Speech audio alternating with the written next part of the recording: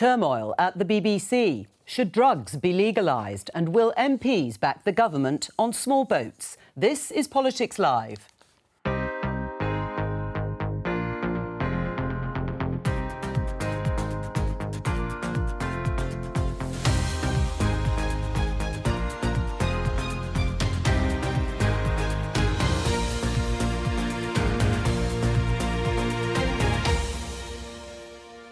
With me in the studio, Conservative MP John Stevenson, Labour MP Emma Hardy, Green MP Caroline Lucas and Patrick Maguire of The Times. So what's going on today? The head of the BBC faces questions from journalists about allegations involving a top presenter. The big question for the BBC, I think, is are your processes fit for purpose? Scotland and Westminster clash over how to deal with drug abuse. So is it time to rethink the law? I think the decriminalisation of possession in Scotland is a good thing because the war on drugs has failed. King Charles and Joe Biden discuss climate change, but how committed are the main political parties here? With record numbers over the past few days, can the government stop migrants arriving in small boats?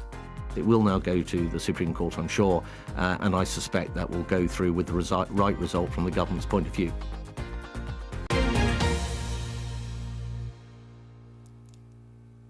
Let's start with the story that's been dominating the news over the past few days. Let me show you this headline.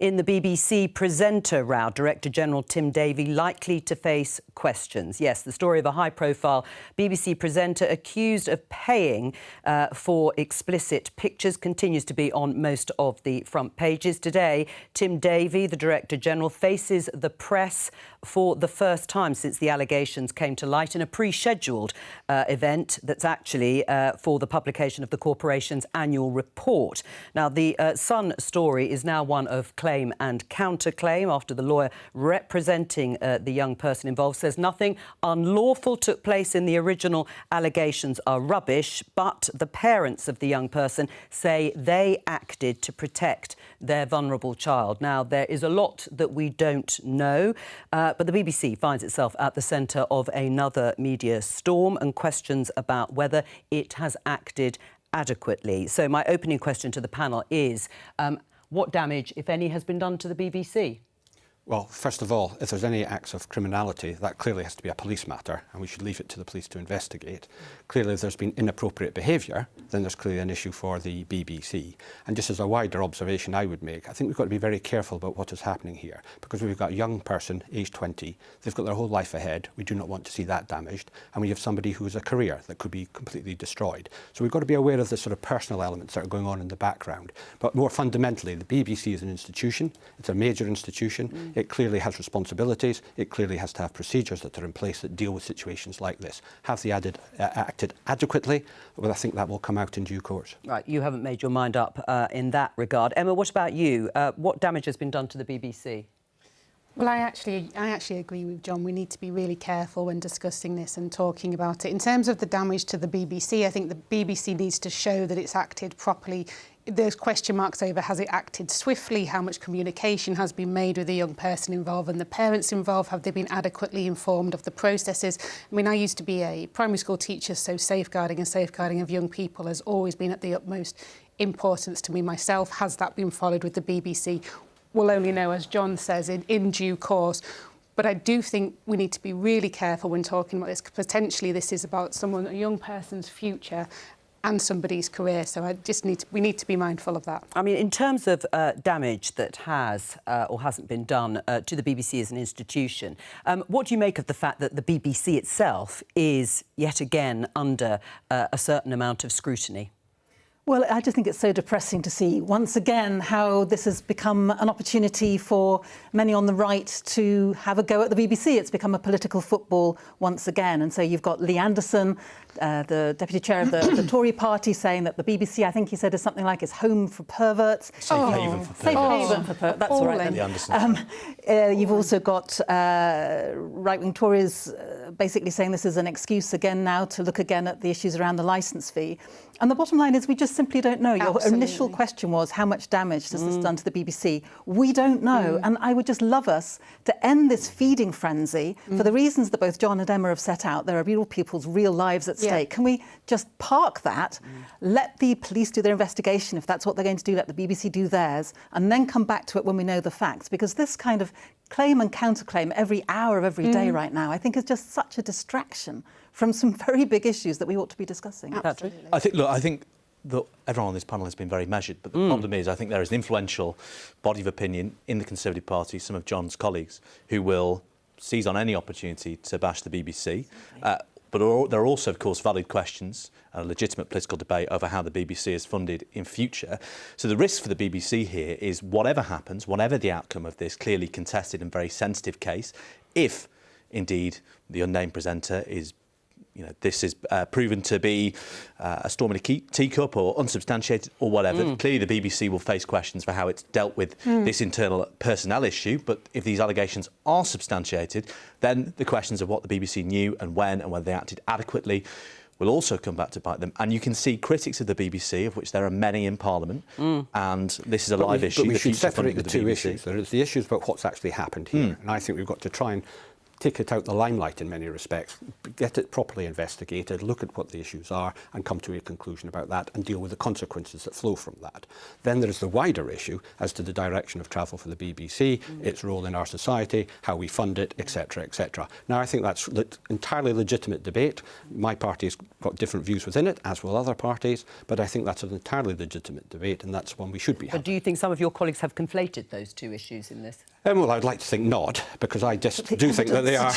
Otherwise, I'd like to think not, because we have two very separate issues going on here, and I think there is a completely legitimate debate about the direction of the travel of. Would you call on some of your colleagues who've been more outspoken about the other issues, whether it's the licence fee or anything else? Should they be restrained in the way that you have been in this? Well, I'm speaking personally. I think when it comes to issues dealing with people's lives, and we don't know all the circumstances, we do not know all the facts, we should separate that and allow the correct procedures to take place. If there's criminality involved, which we do not know, the police clearly need to be involved. All right. If it's about the administration of the response from the BBC, then that needs to be dealt with as well. It also raises this question that is in the headline in the Daily Mail. 1 in 6 people know who scandal hit BBC star is. It raises the questions about privacy, and there are quite stringent laws about privacy, but it is very different online, and this has been highlighted in terms of the sort of Wild West, if you like, of social media.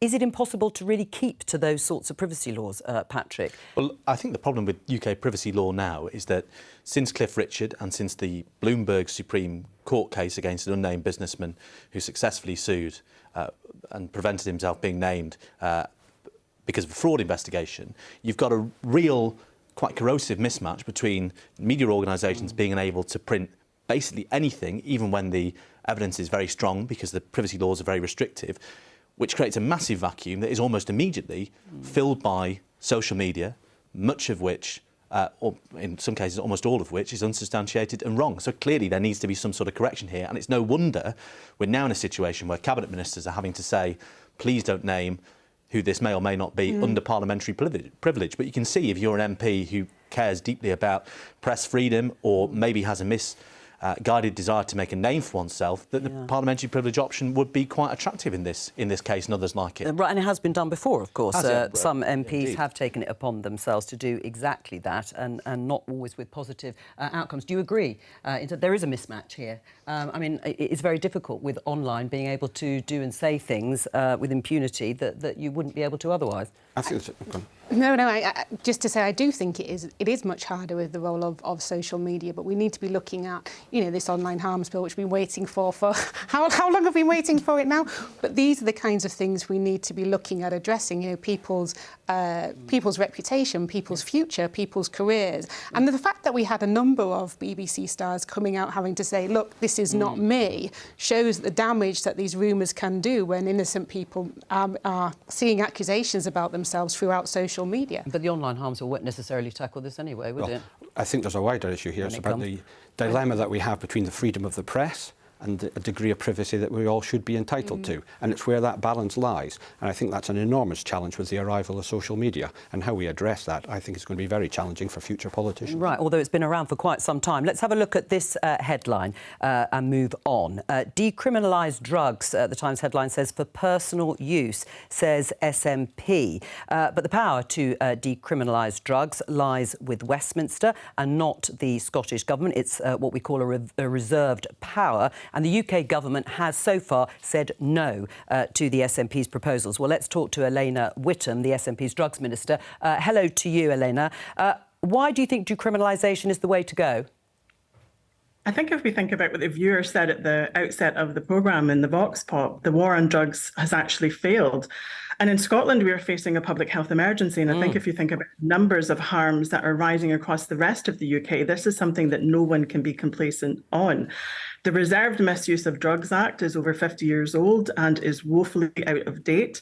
And in order for me and Scotland to actually have that public health approach, we need those legislations to be brought up to date. So that is what my evidence-based policy paper actually sets out, is how we actually take a view that actually reduces the stigma.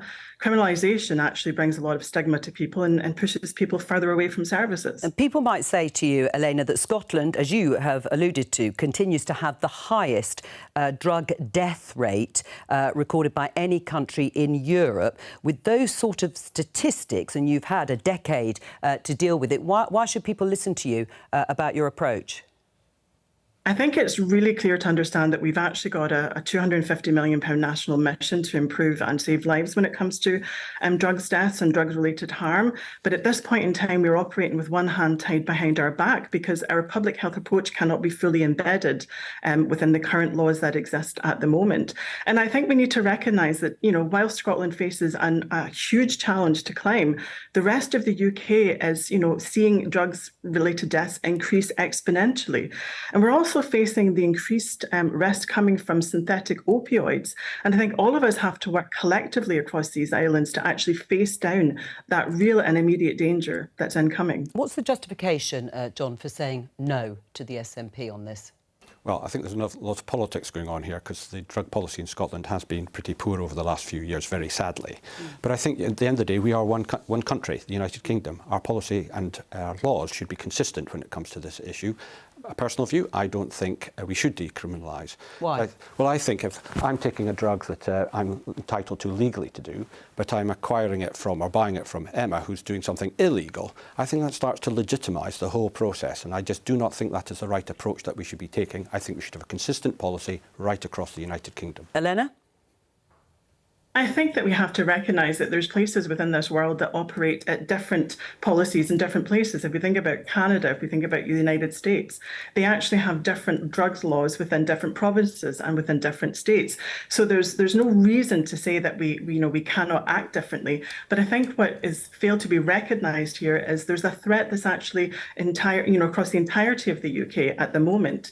And simply criminalising people, adding to the stigma and pushing people further away from services is definitely not the answer. And what I'm proposing is actually evidence-based. It's backed by, the common policy position that all 31 chief executives of all the UN agencies have had since 2018. This is not something new, but this is something that we need, and we need to work together on it. Emma, do you agree with Elena? It should be allowed now for the SNP to take a different approach. Would a Labour government support it? Well, I have to say I don't support the decriminalisation of drugs, and the reason why is because it's not a victimless crime. And I tell you what really made me think about this seriously was I was invited by the police to go and witness, where they'd been growing cannabis. A cannabis farm had been set up in my constituency. And I went in, I saw this farm, very sort of sophisticated operation that it was working there. And what I also saw was a mattress on the floor. I saw evidence of somebody living in squalor. And what the police told me is that modern day slavery is involved in the growing of cannabis, that people are locked into these farms and they are forced to work in them and they're having to live amongst these fumes. and this is an example of modern-day slavery. So no, I do not support the decriminalisation of this. It is not a victimless crime. It is linked to modern-day slavery, and I think we should relentlessly go after the people who are pushing this. But at the same time, we should relentlessly support the people who are in need by proper investment in rehab services. Elena, you don't seem to be able to convince either of our politicians here. Do you think you're not going to be able to do this, are you? I think it's really unfortunate that, politicians can at times revert to a position that's not founded in the evidence that's before us. Decriminalisation is not the same as legalisation. And it's also really important that we make sure that people feel comfortable in order to come forward. And as long as people are pushed towards the margins, they're not going to feel as if they actually can come forward to get that support that they need. I absolutely do agree that we need to make sure that we still go after serious and organised crime and go after for those people who are doing human trafficking. But that does not mean that we need to needlessly criminalise a section of our society who are actually experiencing a health issue and not a criminal justice one. And when I said the politicians, of course, we have Caroline here to Green MP, who has a different view and agrees much more with Elena. I do agree with Elena, and actually coming back to what Emma said, it's precisely because it's not a victimless crime that I believe that we should take it out of criminal hands. And I believe that if you were to do the policy around decriminalisation as a first step towards a wider policy of regulation, we would actually have a chance of getting this evil trade really out of the hands of the criminals, which is what makes it evil, and have it where, as Elena said, drug misuse or use is a health issue, not a criminal justice one. If you had it regulated, then you would treat drugs in the same way as we treat alcohol and tobacco. Because right now, young people speak to me and they tell me it is far easier for them to get hold of drugs than it is for them to get hold of alcohol. They just make one phone call and they know who to call. No one asks them how old they are. No one asks them anything else. So I think we need to move towards a regulated scheme. And that is exactly, as Elena said, what the evidence points to. It's not just the evidence from the UN, although Elena rightly points to that. It's the evidence of so many police officers, so many Home Secretaries, actually, once they leave office, they admit that this is what we should be doing, and yet there's this kind of right-wing fear of being able to, the fear of the right-wing press. It's not right-wing. I mean, Emma is on the Labour Party, or not just right-wing, let's put it that way. But Labour, I'm afraid, is also worrying about right-wing press. And if we could actually have a proper debate about how to protect people from harm, the evidence points to the fact that a regulated system is the best way of protecting people from harm and being able to ensure that people you brought up the whole spectrum of regulation. That is Green Party policy. I'll show you this headline. This is the police seize £130 million worth of cannabis in UK-wide crackdown. The officer in charge of that operation, Steve Jupp, said this. Cannabis cultivation is part of a whole network of criminality. It doesn't sit there singly. And so that we looked specifically at cannabis cultivation this time round to see how the criminal activities that fall out of that, both financially and also through linking into other criminal gangs, were operating in the UK. We also know, and we listen to what our communities are telling us, and we know that our communities are concerned about the amount of cannabis grows there are in the UK, and also the amount of violence that is undertaken by gangs in terms of trying to deal with each other's cannabis grow activity. Patrick, most people would say that the war on drugs has failed by whatever metric you want to choose, and they want to improve it. Why won't the Conservatives or the Labour Party actually look at some of the possible approaches being put forward by Caroline and Elena? Well, because, look, crime is a very salient issue electorally, and the reason there is consensus on that side of the panel is that the Labour Party does not want to be perceived as soft on crime. But it's also because we actually believe, and I actually personally believed, it is not a victimless crime. It is linked to modern-day slavery. It is linked to trafficking. It is linked to abuse. And I think, as I've said before, we cannot look at this as being some innocent sort of pastime. I don't think it's innocent for a second, which is exactly why you need to take it away from the underground and this drugs is why and we also the crime groups need who to are be dealing in it. And where I think Caroline and I will agree, I'm sure, is we do need that relentless focus on rehabilitation and support. And we've seen massive cuts. Massive cuts. Well, let Caroline come back in on this. Yeah, I mean, I just think that Emma can't sit there and say this is not a victimless crime and then not follow through the logic of what she's saying, because it's precisely by keeping drugs in the hands of gangs that actually drives more victims. It means that the drug gangs are more linked to other kinds of crime. Absolutely It means it's much more likely that people that we all want to help are going to come forward to get help because they know they're going to be criminalised if they do. I interrupted you to begin with. But clearly the realm of what's politically possible. This debate has come a long way since New Labour was downgrading the classification of some drugs, and Professor Nutt was saying that ecstasy was safer than horse riding, right? We're now, the realm of what's politically possible on drugs policy in this country has shrunk, and there's no better illustration of that as Anna Sarwar was in favour of a similar policy to what the SNP have just announced, and when the SNP announced this last week, he was on a visit with Rachel Reeves, and both of them said, absolutely not. Which is downright cowardly, because there are lives at risk, to be honest. But I'm not controlling the wider community. And this is going to make it more likely for decriminalisation either. Well, hang on. I mean, there is a political consensus here at the moment, but it is interesting. Patrick says, what's politically possible? Is that? Do you privately think something else? Emma says she doesn't. No, I think you've got to look at, we are representatives. We represent our communities, and they have their views on drug policy as well. And I think there's a strong consensus in this country that we should not be decriminalising. That's because we never have the proper debate, because it always gets portrayed as if we're suggesting that people go to sweet shops and sell drugs. You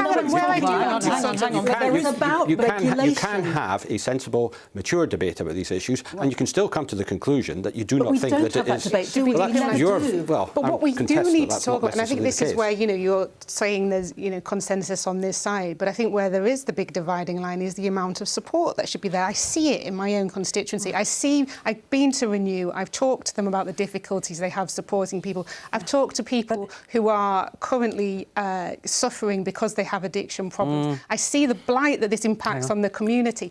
And this is why I think, as I've said, yes, no, I don't think we should decriminalise it, but I do think we should absolutely be out there supporting people. We should be involved in drug education. We should be helping communities. And at the same time, we should be going after these people who, as I say, it will stay with me forever, that image of that mattress on the floor, that person living in squalor, forced to tend these plants. These are organised criminal gangs. A regulated system. A regulated system gets away from drugs being in the hands of the gangs and of the criminals. That is exactly why, if you care about the person on the mattress, as I'm sure you do, at least could we open our eyes to the possibility of looking at something that might work better, because we know that the current policy doesn't work. The Misuse of Drugs Act is now over 50 years old. One of the things I've been pressing for ever since I was elected, because when I was first elected, Brighton was the drugs death capital of the UK. I'm very glad it's not right now. But what I was pressing for then, and still press for, would be at the very least a review of the Misuse of Drugs Act. Look at whether or not it's worked. Look at the evidence from other countries, from Portugal to Canada, who are taking a different approach and who have a much better record of reducing harm. Elena, I'm just going to get a final word from you. What will you do now as the SNP if, as looks likely, the government continues to say no to decriminalisation and no to drug consumption rooms? I think, just before I go into that, I think we have to recognise there's been a false dichotomy put forward here. This is not one thing or the other.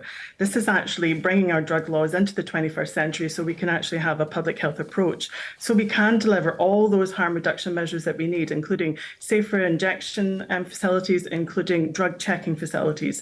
And by doing that, we actually empower people to look after their own health, and we make sure that we're responding adequately. I really would impress upon the Prime Minister and also those in the UK opposition parties to work constructively with me on this. Have a look at the evidence paper that I have presented, because it's not going to help anybody at any place in these islands if we do not actually work with urgency on this. And I will continue to work towards the national mission backed up with £250 million to make sure that people can get access to the treatment that works for them. But this will be made easier if the government in the UK works with me. Elena Whittam from the SNP, thank you very much. Let me bring you this bit of breaking news. We said at the beginning of the programme that the Director General of the BBC, Tim Davie, was facing journalists for the first time since the story about a high-profile presenter broke several days ago. He has said and told journalists that the presenter at the centre of recent allegations wasn't spoken to until the 6th of July, which is the day the Sun newspaper put its story to the BBC. He confirmed we did receive a call on the 19th of May. That was taken by the Audiences Services team, who then make a summary of the call. It did not include an allegation of criminality, but was very serious. At this press briefing, which is related, as I said, to the BBC's annual report, he confirmed he's asked for a review, which will be internal, of how things are what we call red flagged for their importance. He said any affair of this nature is serious. Trust is absolutely fundamental to the BBC, and it's too early to say how this will impact the organisation in terms of trust. He went on to say we need to run a fair process. It's complex and very fast-moving, and we need to balance duty of care, get across the legal issues in terms of privacy and public interest. So that is the latest from the BBC Director General Tim Davie. Let's talk about climate. This is the headline in Reuters. Antarctic ice levels undergo massive decrease. Data shows they plummeted to 17% below the average during the world's hottest June on record.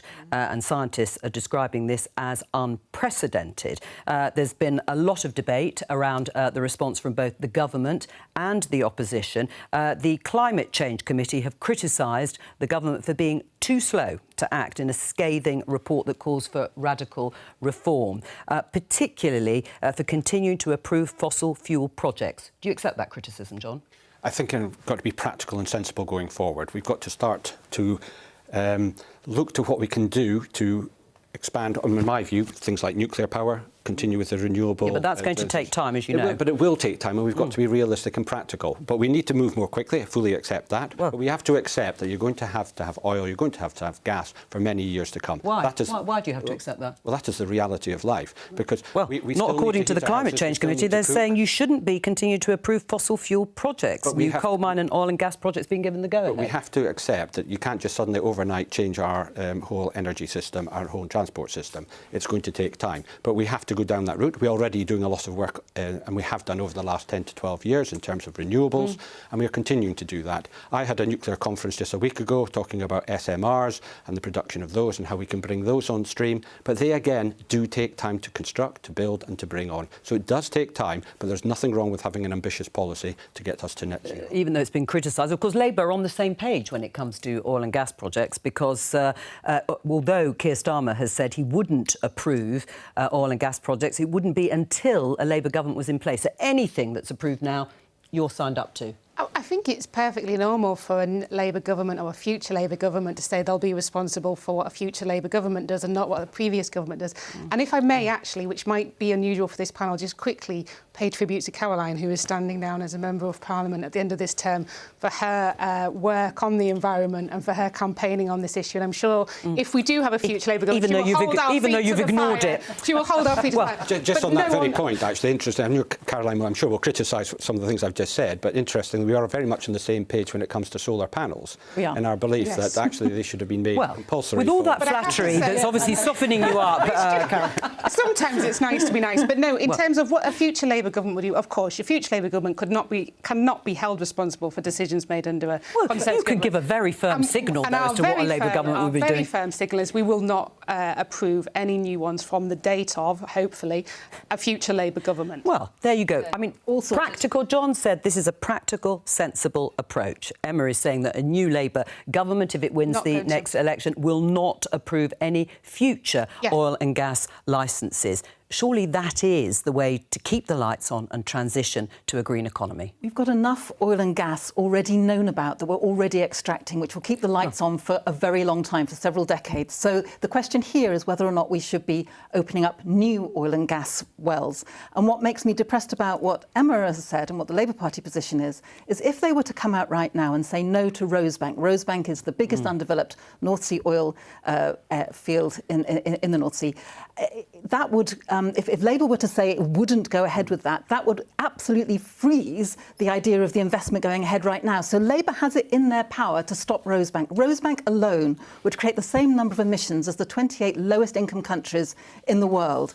And it would cost taxpayers over £3 billion because of the absolutely ridiculous, and I don't know if John might agree with me on this one, but we have a ridiculous set of subsidies and fossil fuel kickbacks to the oil companies under this government. So, first of all, Labour could stop Rosebank if it chose to, and I think it's wrong that it doesn't. Secondly, can I just come back to John, because once again, in spite of his kind words about solar panels, where we do agree, the issue around oil and gas is getting polarised because John said, you know, we can't turn off oil and gas overnight. Nobody, not even Just Stop Oil, is talking about turning off oil and gas overnight. What we're talking about are the new explorations for oil and gas, and that is what the Committee on Climate Change says is not compatible with our climate change objectives. Well, that is what the International Energy Agency says we must not do if we're serious about climate change. Well, Emma, do you want to respond? She's very disappointed in you. Well, I kind of also take it as a slightly backhanded compliment that Caroline is assuming there will be a future Labour government which would have the power to stop the answer to the question. So I'll take that as yes, you know, if we have that future Labour government. I think what Labour have also announced, and in fact the last time I was on, it's my favourite ever policy, is the GB energy policy about green energy by 2030. It is my favourite, and I mentioned it last time because it's reindustrialisation, it's looking at all of that green energy opportunities. But I also just want to say, if you don't mind, we need to be thinking about flooding as well. And so we talk often about climate in relation to energy. We also need to start talking about flood resilience and flood mitigation. So this issue of climate isn't just an energy issue. We need to be looking at how we build our homes, where we build them, the mitigation measures in place. This has to be almost, if we're going to seriously talk about climate, it has to be across all the different departments and address it in finance, address it in energy, address it in home building. Well, let's take the spirit of your outlining support in every sort of area of climate change policy, except it seems when it comes to the ultra-low emission zone that the Labour Mayor Sadiq Khan is suggesting is expanded. Now, there are Tory councils in outer London boroughs that are against it, but so is Keir Starmer, so is the candidate standing in Uxbridge in the forthcoming by-election. If you really were in favour of climate change policies, why aren't you backing the Labour Mayor? Well, I mean, obviously, I have no impact on the Labour Mayor's decisions or not. And if Danny has a view, don't you? Is he right with the ultra-low emission zone, or isn't he? Keir Starmer hasn't actually endorsed either position. Well, that is a decision for the Mayor to make. That's not a decision as a Member of Parliament. So you agree with climate change policies, but not when it comes to air pollution? No, that's not true at all. And that's a slightly unfair summary. Why is it unfair? I agree with climate change policies. I agree. Just yesterday, I stood up in the House and I spoke about flood mitigation and protection measures for house building plans. And I'm talking about Labour's target to build all of these homes, how we ensure those homes are climate resilient, how we ensure they're fit for the future. I represent Hull, which is the second most floodplain city in the whole of the country. Flooding is a massive issue, and so obviously I'm keen to talk about flooding. I'm not a Member of Parliament for London. But the thing is, this is votes, isn't it? And politics coming before policies, and perhaps it reflects the reality of what's going on here. Not for the first time, you're seeing parties' electoral incentives cut across what they may or may not have thought at some point to be good policy. The prime example, you mentioned the ULEZ, right? In recent weeks, Labour has downgraded its commitment to spend $28 billion a year on climate technology. And why is that? Because any incoming government is going to have a challenging fiscal situation. And what does the Labour Party think is more important than green issues? Well, signalling that they're going to be responsible with the public finances. And I don't think any party has found a way to reconcile that very short-termist electoral messaging and the perhaps longer-term strategic questions. I mean, that is the case for the Conservatives. I mean, Zach Goldsmith, who has departed from the government as Environment Minister, has said what perhaps is the truth, that Rishi Sunak's just not really interested in the environment because a cost of living is more important. Well, I think you're starting to see a change in policy, for example, on nuclear. And I think nuclear is going to be a significant part of the future and our ambitions to get to net zero. And I think there's been a change in attitude, particularly with regards to the private sector and how we invest in nuclear. Nuclear has many different advantages for our country. For example, it gives energy security, because you obviously have the plants in this country. You have a base supply, which helps the renewable element. But there is also things about skills, there's about employment, and there's about economic development, particularly in parts of the north. If you were to take, for example, Cumbria, if we were to have 2 or 3 SMRs built there, the impact on the area would be hugely significant in the supply chain, in the job prospects, and also it takes us towards the argument. Short term, though, there's absolutely nothing that nuclear is going to help us with when it comes to the short term. Plus, it is massively expensive. Well, that's an interesting point about expensive. I'll take you up on that. No, because the private sector have got a completely different attitude. Well, I mean, but the private sector have a completely different attitude now to nuclear because the SMR building these huge nuclear plants, 20 billion plus. The risk is enormous. enormous. They're using that funding model, which means that the taxpayer is actually putting in a huge amount of money. They're not. That is, again, incorrect. A lot of private sector are now willing to invest in SMRs because the risk to them is much, much reduced. Why haven't they? Well, they're starting to. What they're looking to is a lead from government in terms of the regulatory aspects. In Cumbria, there is a company there that wants to build an SMR at Sellafield. Yeah, what is an SMR? You keep saying it. It's a small modular reactor. Sorry. It's a small modular reactor. Basically, it's a small nuclear... But not very small. Right, but actually, let's just take Caroline's really point. But hang on, important it is, but let's just take the point that that is still more long-term. The problem, Caroline, is that we are in the middle of a cost of living crisis. Exactly. You are asking people, you're asking voters to effectively pay more, perhaps in the short term, and politicians know people don't want to do it. They can't afford to do it. Can I just remind you that when David Cameron said, let's get rid of the green crap, what that actually led to was £150 more on everybody's bills, on their energy bills, precisely because we weren't investing in the house-to-house home insulation programme that we desperately need. And so that's got nowhere. It's exactly why this false dichotomy between dealing with climate on the one hand and dealing with the cost of living on the other is not a genuine division. It's precisely because people are so strapped for cash that we need to be investing to make sure that their energy bills come down. And how... The government is in the position to do that. You're going to ask me where to get the money from. OK, so why don't we have a debate on this panel about a wealth tax? We never talk about a wealth tax. No, we do. It's raised all the time, but nobody takes it on. Well, the Greens would, so give us the chance. Emma, move over and give us the I mean, in a way, another short-term electoral question. But you're not going to get this Labour Party leadership come out and talk about wealth taxes, right? Which is part of the problem. Which is depressing, isn't it? I mean, basically, you've got Labour and Tory becoming interchangeable. Hang on. Let Patrick ask. Let Patrick ask. I'll come back to you in a minute. Isn't part of the problem that for years and years and years, people with your politics or broadly aligned to you politically have said about stuff like nuclear, it would take really long and it would be really expensive. You know, Nick Clegg said as much in the early years of the coalition government. Now we could have had nuclear power coming on stream. Is that not a problem? Is there any part of you that regrets sort of that stance now when we're in the middle of an energy crisis? I think I'm making the case more about time now than I was then. There are plenty of other reasons to be against nuclear then, but the issue about time now is that the government has a decarbonisation target of getting rid of carbon in the electricity system by 2035. These SMRs of John's, and indeed any bigger nuclear power stations, are hardly going to even be on stream by 2035, so they are not going to be be able to help us. Again, that's incorrect. SMRs could be on... Stop saying SMRs. Sorry. But you're incorrect in the timescale. They can be brought on stream well before that. Let's see. I'll give you a bet. All right. Well, we can make a bet. You can agree it outside the studio. Just very briefly before we leave it, as the others have said, you are going to be stepping down. Do you think you've made enough impact on this issue? No, of course not. I mean, I wish I'd been able to make more. It's really hard as a single MP out of 650, but the Greens do make a difference when they're in the room. There are certain issues on the agenda that wouldn't have been there if I hadn't have been there. There are certainly ways in which you can see that the debate has advanced. So I'm never going to say it's enough, but has it made a difference? I hope so. Let's talk about the illegal migration bill that the government is desperately trying to push through Parliament. But let's start with some of the figures. I think we can show you the story in the BBC website. Channel migrants. More than 1,300 people cross in 3 days. That's according to the government figures. And on Friday, 686 people made the journey from France, and that is the highest daily figure so far this year. What do you make of those numbers? John? They are very large numbers and they are unsustainable for the future, and that is why the government's got to address this issue.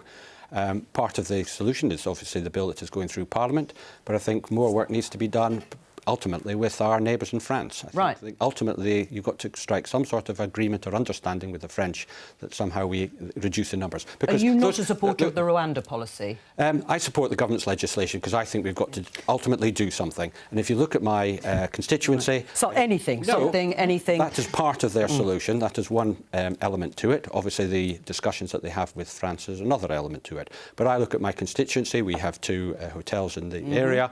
Is that the right use of the hotels? Clearly not. Is that good for the community? It certainly isn't. We've got to expand and improve the process of how we process people who have come here. Well, you've had 13 years to obviously do that. And that is starting to change and improve, and there's still more work to be done. What in the bill specifically will bring numbers down, if that's what you want to see?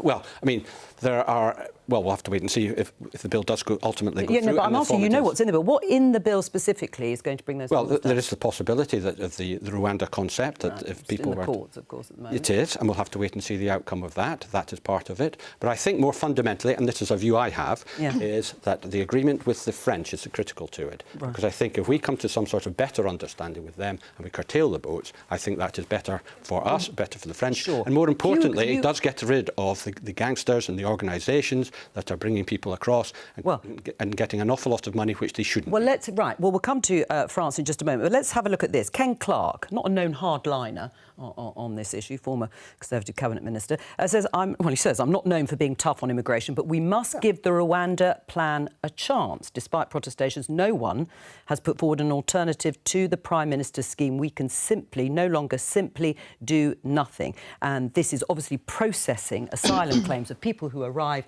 here in Rwanda for them to stay in Rwanda. What do you make of what Ken Clarke is saying? He says you haven't put forward an alternative. No one has. Well, we have put forward an alternative. We have a 5-point plan for dealing with it. But I am utterly opposed to this piece of legislation. It is not going to work. It is going to cost around £6 billion. That's the Home Office. We have a 5-point plan. I'm happy to quickly go through it. It's going to cost £6 million.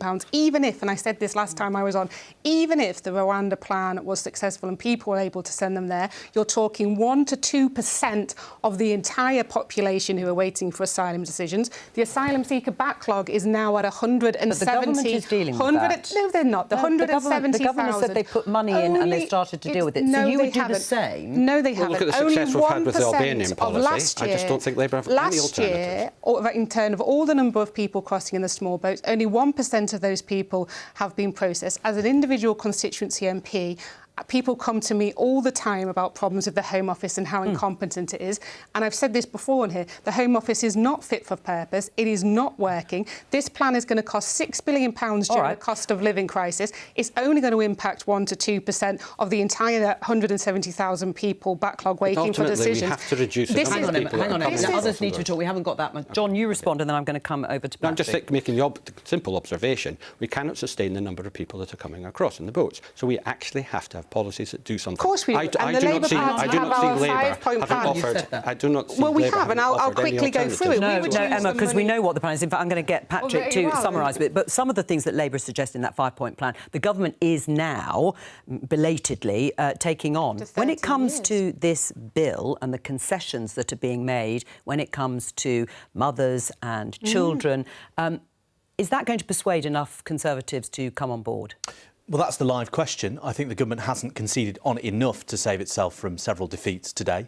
Look at the modern slavery amendment that they haven't accepted. Theresa May and Ian Duncan-Smith, former Tory leaders, both are probably going to oppose the government on that for that reason. The problem for the government is the more draconian their immigration policies get, the likely they are to be snarled up in the courts and the House of Lords. But equally, the longer they are seen not to be solving the very visible and visceral problem of boats landing on the south coast, the more draconian they're likely to get. So this sort of feedback loop of, policy that's then stymied by the courts and the laws is likely to continue. I just want to put it to John, was it wise for Rishi Sunak to make it a pledge, not just to reduce the numbers coming, they're going in the wrong direction, to stop the boats?